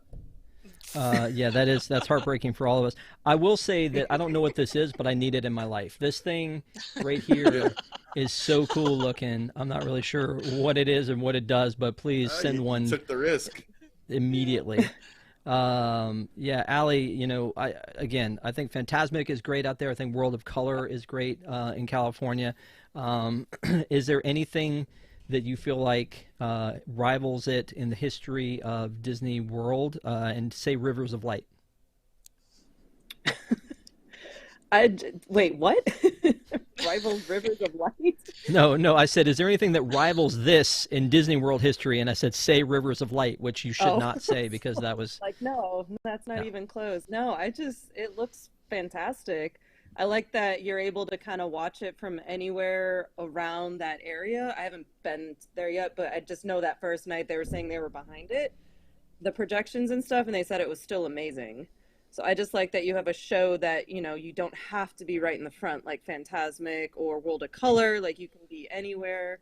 It's like the right amount of IP, but not too much. Just the lighting was great. Everything was just used really, really well. It looks phenomenal. And the best part is everything can go away during the day. Go figure. That's crazy. Gonna call anything out there, but Stephanie, maybe you can trade in your Star Cruiser for a trip to Tokyo. Tokyo, I wish. I don't know how we could get the kids on a plane that long, but yes, eventually one day. Eventually one day. I don't know. Yeah. But I think, if I were to say bring back nighttime parades, can we just say that? Like just give us something. You created Spectromag before, like build a new one, You guys still don't have a nighttime parade? No. Why would you say that? You know the answer to that question. I thought you guys had got something. No, okay, sorry. Nope. Sorry. Nope. Just the Christmas parade. They'll run it at night, or the Halloween parade, Boo to You. But no, you have to pay not for on those. daily. Is that only during the parties though? Yep. Yeah. What? Yeah. Until Halloween or Christmas Day. Yeah. It is outrageous. outrageous. Yeah, I mean, there was something called Spectromagic. I don't know if you've ever heard of that. And then there was the Main Street Electrical Parade that we keep playing ping pong with. And then there was the Paint the Night Parade that Disneyland had that would be great for Disney World if you guys aren't doing anything. That was a great parade. I love that parade. I think that was great. So I would love to see something like that. But there's not a nighttime parade, which seems like a miss. To the Kingdom tour, I was convinced that Paint the Night was in one of the buildings that they wouldn't let us in. I was like, it's back there. Let me see it. Show it to me. They're holding Patrick back. He's like, let me back there. Yeah. We should leave Main Street Electrical in Marceline. It's like in between Disney World and Land, and it's Walt's Town. Like, there you go. We can both go visit it. There you go. Sure. It's 2 Christmases. Sure. All right. So speaking of Christmas, let's bring this thing home by talking about Christmas, because we previewed Christmas last week, but this week we've actually experienced Christmas. November 11th, both East Coast and West Coast jumped full force into Christmas. We had the very first Mickey's Very Merry Christmas party. We had the Christmas stuff drop, the Festival of the Holidays at Disney California Adventure, the Christmas offerings, and it's a lot. So one of the things that I was looking at was that they've brought back the Sunset Seasons Greetings at Hollywood Studios. They brought back the Tree of Life Awakenings and the World of Color Season of Light return. Allie, you got to see that show, right? Is that your favorite Christmas show? Yeah, I got to see 3 nighttime shows on Friday. Talk We about them. started with the parade. We were lined up for the fireworks. They ended up canceling the fireworks, and did some weird Snope show. And then we ran across the way for World of Color, Seasons of Light. And I don't know if I like it as much as the original World of Color, but it is a really, really good show. And I'm happy that we have some different options for the holidays. Gotcha. Mm. I think that Patrick, I know that you looked at all the entertainment offerings, but I'm going to Yeah. go ahead and guess what I think your favorite is. Is it the Slay, an a cappella group performing at Disney's Hollywood Studios? Hey, No, I only stand for one a cappella group, and that is Straight No Chaser. I don't go with any of that.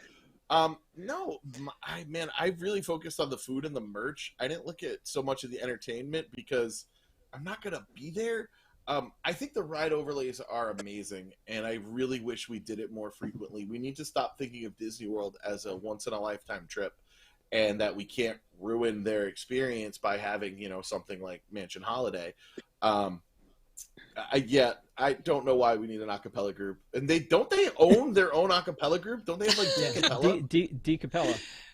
Yeah. If you just trot them out there, you're keeping them in cryogenic storage somewhere. Just push them out.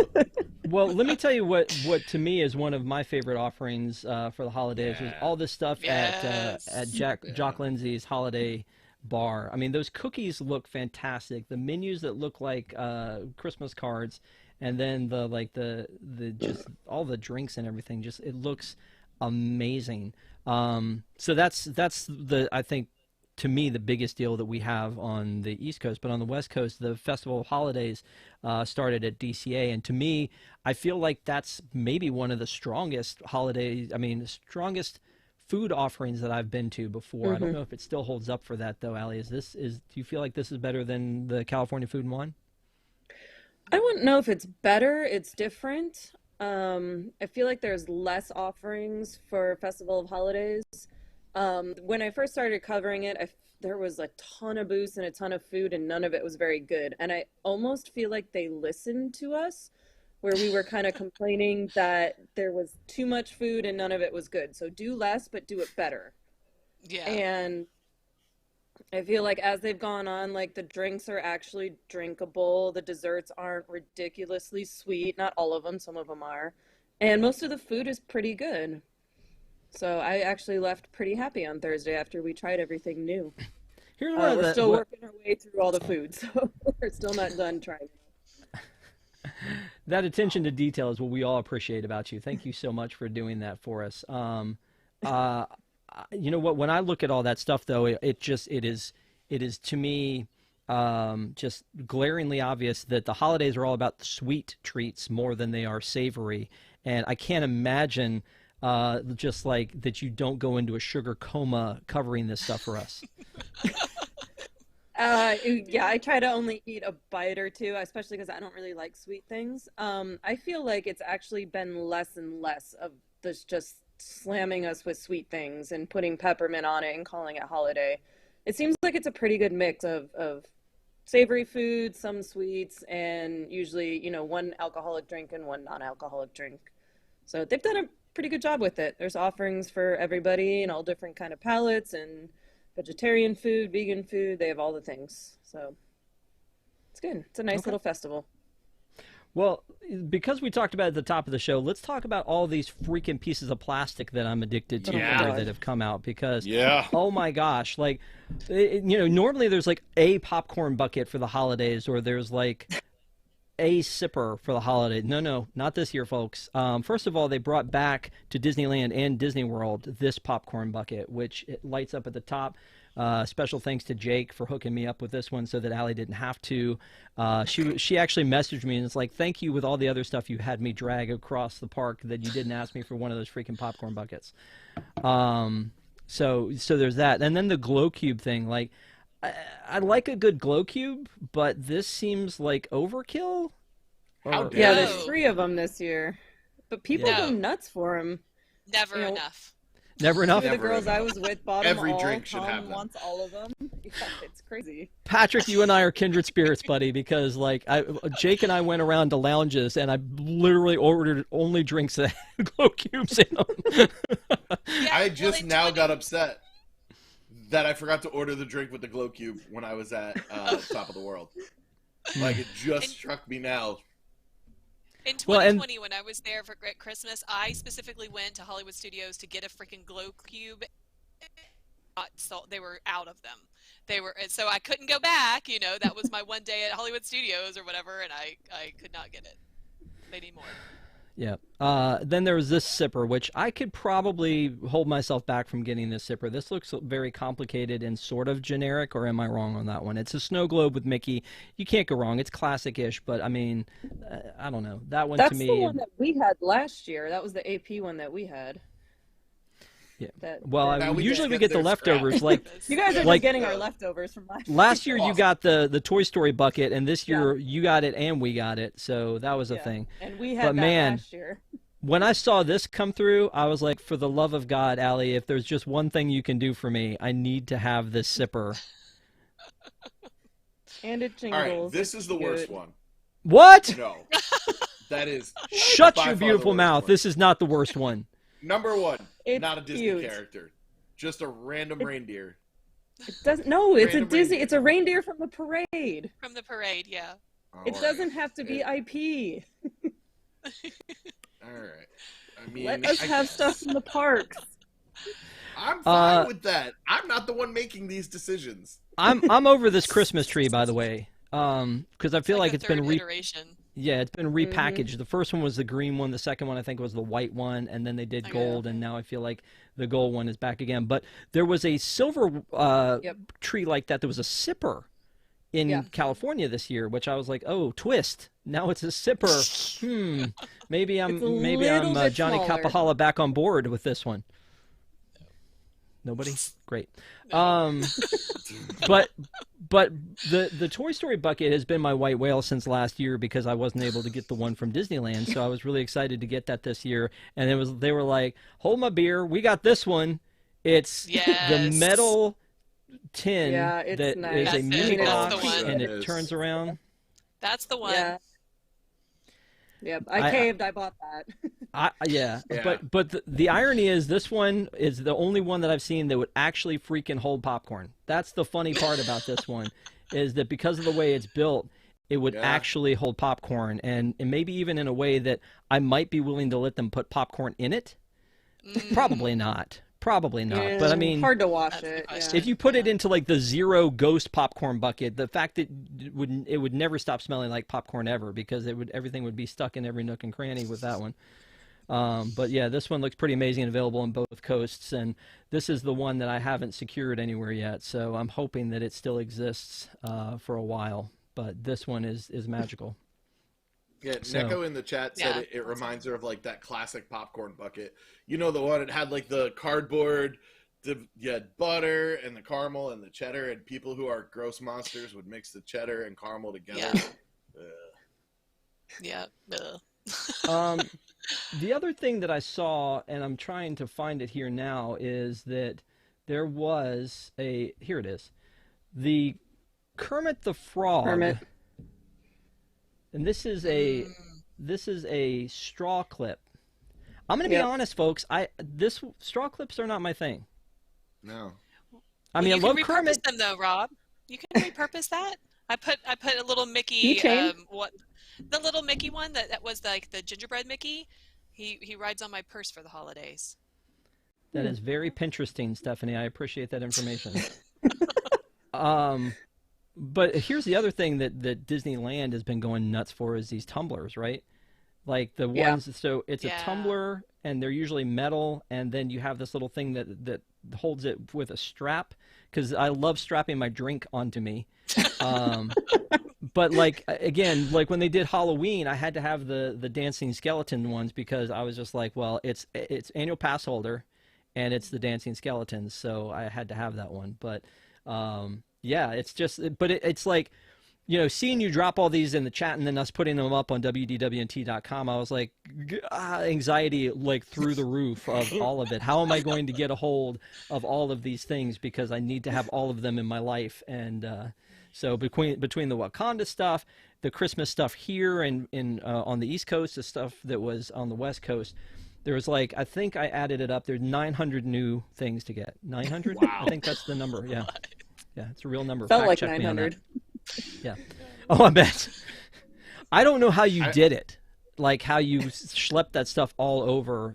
We got a locker first thing in the morning because, again, the lockers ran out. So, yeah, Charlie and I each grabbed a giant locker because I saw the list of what we were buying, and I was like, we're going to need a locker.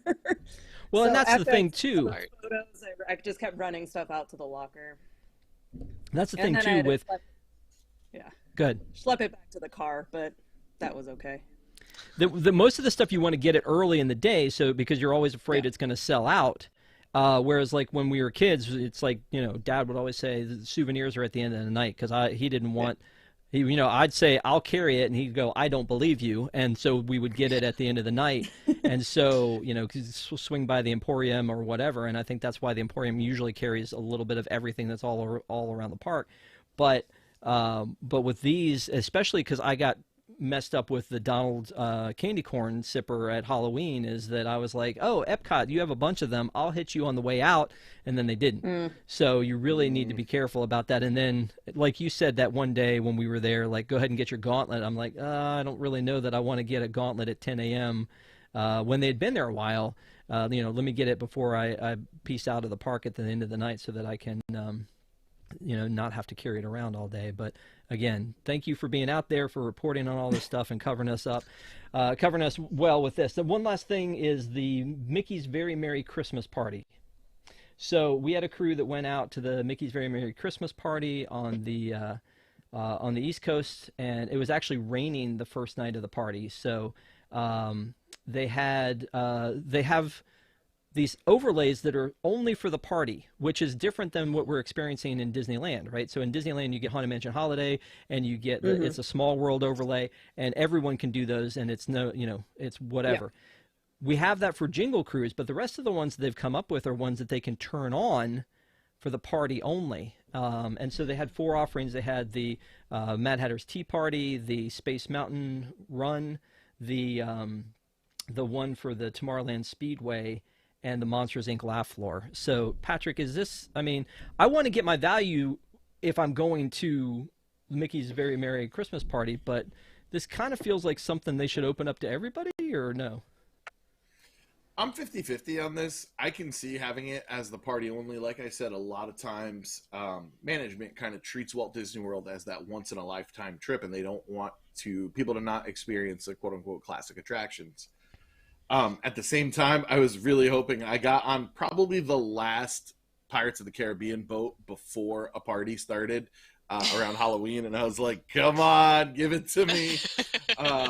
So I can see the pros and cons of both. I like that there's something extra in the party that's an attraction. It's not just food and drink and the parade and the fireworks. Like, having extra on the attractions, that makes it worthwhile for me to upgrade a ticket. Yeah. No, but there were a lot of things about it. The character meet and greets that were there are special. The food is special that they have. They have things you can purchase, and the ones that are for included in your ticket price. So it is neat that they have these things that are special only for the event. But again, I don't know. I feel like it's also so crowded at these things anymore. You have to pick and choose which ones you're actually going to get to go to. Stephanie? You definitely don't have time to do everything, unless you get there right at 4 p.m. when they start letting people in. You're still not going to have enough time to meet everybody during the party hours and do all the rides. So yeah, I think some of that is lighting, some of that is music that they turn on, during the party. But the laugh floor, they could do that. They could run that easily during the day. And then the live actors, like you're talking about, Patrick, during the Halloween stuff, I think that's pretty cool that it's just for the party, like you said, to upgrade the ticket. But they missed one big thing that they could have done. I don't know why they didn't. Their cookies that they're handing out, usually they'll have like a peppermint chocolate or something like that, and Snickerdoodle this year. Why didn't they get a sponsorship for that? They have Mars sponsorship for the Halloween parties, and they get the bags with the Mars, branding logos and stuff. Why didn't they have like Cheryl's Cookies or something do a sponsorship for that? I don't know. It's just, I was surprised that we didn't have a sponsored cookie. Interesting. The allergy friendly ones were sponsored. Like one was sponsored by Werther's and the other one was sponsored by the brand of cookie. But Okay. yeah, those cookies are really good. I don't know if it's the same one since the last time I've been to a Christmas party, but they're actually really good cookies. We collected so many one year. Every single Christmas present we gave to a person had a Very Merry Christmas Party cookie on it. That's cool. That's cool. Yeah, I told the story, I think it was last week maybe, that my son and I went around and when we got to the peppermint one, because he can't stand peppermint, he was like, okay, I'm out, because we were going to try to get every cookie and every drink at every one. He was on board. He was like plowing through it. He's like, I got this. When we got to the peppermint, he was like, nope. No. Which is horrible, because that's the best one. That's that the and best gingerbread, one, yeah. That's what you got to do at the holidays, right? Meanwhile, we need to switch Stephanie up to Corporate Shill if she's the one that's going, how come y'all didn't get a sponsor on this one? Leaving money on the table, Just Bobo. Thank you. But, but I mean, already though, we've got, back to the whole overlay thing being exclusive. Like in Disney California Adventure, they do Monsters After Dark, which you can do if the park's still open. If it's not open because you're doing Oogie Boogie Bash, then it's exclusive to the party. But they do it every night. So if it's the night where they're open, you get to experience it. If it's a night where it's a private party for Oogie Boogie, then then it's kind of exclusive. So I kind of like that layout that they do. But already at this party, you've got exclusive characters, you got exclusive food, and you've got exclusive parade and fireworks, and yet they still haven't sold it out. There's still 3 days available. It will be. Yeah. Good question. Yeah, it'll probably sell out. You're right. But I mean, again, I like that they put more value in it. I guess I'm a little jealous that I don't get to experience all of these things. But one thing that I'm hoping to be able to experience when I go is this one, the Guardians of the Galaxy Cosmic Rewind Holiday Remix. Yes. Although, again, Monsters After Dark, and I think we talked about this, is a fully different show than what you get when you do the regular Mission Breakout. This one, from what we understand, is just going to be the music is different, but it's the same song for everybody. I was really hoping the music would be different, rotate through, and you'd get different songs each time. It's like there's so many good Christmas rock songs that they could have done. Run, Run, Rudolph, and just all. Yeah, exactly. You could have mixed them up and done different things. I forget the one the Stray Cats did, or Brian Setzer, but there's all of these different ones that they have that they could have done, and they decided to create their own, which apparently is like an amalgam of like a vibe for what all Christmas songs are in one tune, which it'll be interesting to see. But I don't know if I wish they could have done something different for the rest of the attraction, and maybe it's too soon to do that. I don't know, but I mean, a lot of this is screens. They could certainly have done something else with it because it's screens. Superimpose Santa hats on people? Oh. Yeah. Put some red and green lights, something. Yeah. Just Drax a is story, eating a holiday something. story. Well, and on top of that, they've got a holiday special. Exactly. Yeah. So this I think hits the same day as the holiday special on Disney Plus, November 25th. Yeah. It's the day after Thanksgiving. Epcot hasn't really fully rolled out into all of their Christmas stuff yet because they're still in food and wine mode until next week. And then they'll sunset food and wine, and then they'll bring up the Festival of the Holidays in Epcot, and we're going to have a whole nother team out there covering that one next week. So. Again, we've gone way over tonight, but we had a lot of stuff to cover. I always love talking to you guys, so thank you guys for being here. Allie, thanks for representing the West Coast, and Stephanie and Patrick, I appreciate you guys being here. Don't forget, again, if you get a chance to go to that, watch that Deep in the Plus that we did, Deep in the Plus with Tony, Ike Eisman. He was amazing, and we appreciate that he took some time. This week, Ron, Deanna, and I will be talking about Zootopia Plus on Deep in the Plus on Wednesday night. So please join us for that. And then the next 2 weeks, we will not have a ParksCenter because it's the holidays. And then also there's going to be the marathon show. So, Yeah, so we're going to be gearing up for the marathon show. It'll be a 50-hour marathon that's going to be on for WDWNT, to raise money for Toys for Tots. So please join us for that. It starts on Friday, and then right after Thanksgiving, and runs through that Sunday night. So please join us for that. Thank you guys for your time. If you are a WIGS member, and we love our WIGS, thank you guys so much for being WDWNT Interglobe Society members. It's patreon.com/WDWNT. We're going to have a short post show for you, and it's exclusive for our WIGS members. So again, patreon.com/WDWNT if you want to find out more about it. But thank you guys so much for all your time, for being here with us, for your super chats.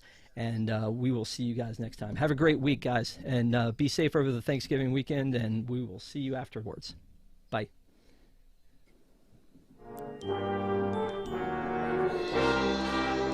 Bum, bum, bum, bum, bum, bum, bum.